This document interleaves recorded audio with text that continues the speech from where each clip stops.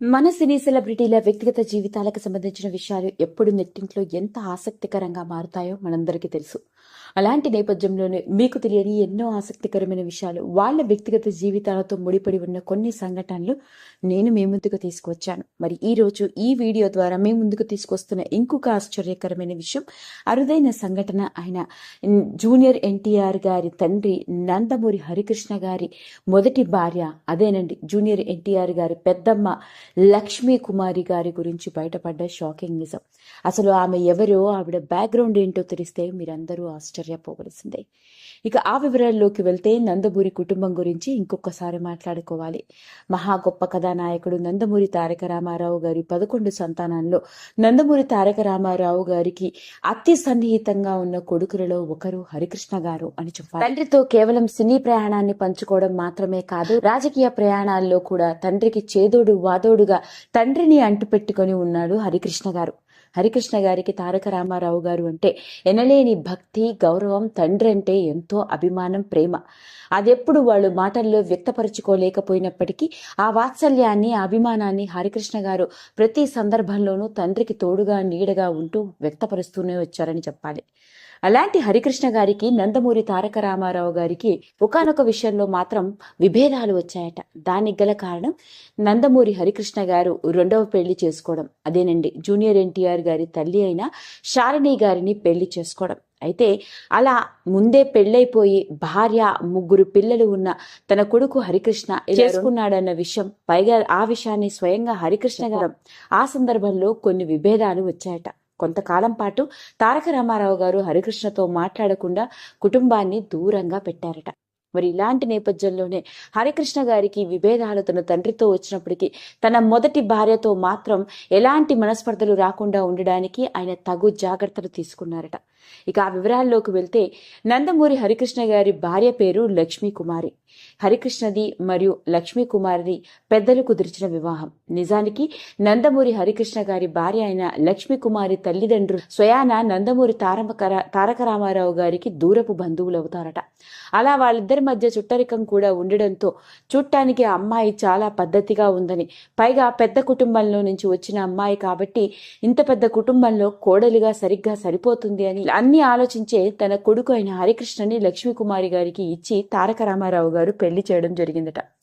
అయితే పెళ్లైన తర్వాత హరికృష్ణ మరియు లక్ష్మీ కుమార్ల గారికి 3 పిల్లలు ఉన్నారు. పెద్ద కొడుకు జానకిరామ్, కూతురు నందమూరి సుహాసిని, ఇక కొడుకు కళ్యాణ్ రామ్. ఇలా హరికృష్ణ, లక్ష్మీ కుమార్ల గారికి 3 పిల్లలు. అలా 3 పిల్లలకి తండ్రిగా ఇంకో పక్క సినిమాల్లోనూ, మరో పక్క తండ్రి స్థాపించిన తెలుగుదేశం పార్టీ కార్యకలాపాల్లో ఎంతో చురుకుగా పాల్గొంటున్న నందమూరి హరికృష్ణ గారి జీవితంలోకి జూనియర్ ఎన్టీఆర్ గారు తల్లిగారు శాలిని గారు రెండవ భార్యగా అడుగుపెట్టారు.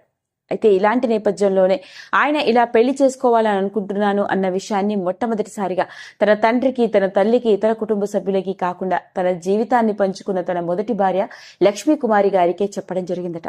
కొన్ని అనుకోని పరిస్థితుల మధ్య, అనివార్య కారణాల మధ్య వాడిద్దరి మధ్య అనుబంధం ఏర్పడిందని, ఇప్పుడు తనకి అన్యాయం చేయలేనని, తనని కూడా భార్యగా పెళ్లి చేసుకుని తన జీవితంలోకి తీసుకురావాలనుకుంటున్నాను అని లక్ష్మీ కుమారి గారితో చెప్తే ఆవిడ మొదట ఏమీ మాట్లాడలేదట.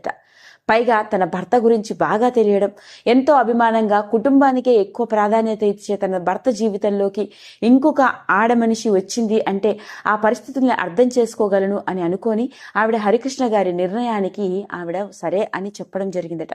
కాకపోతే ఆవిడ కొన్ని కండిషన్స్ పెట్టారట.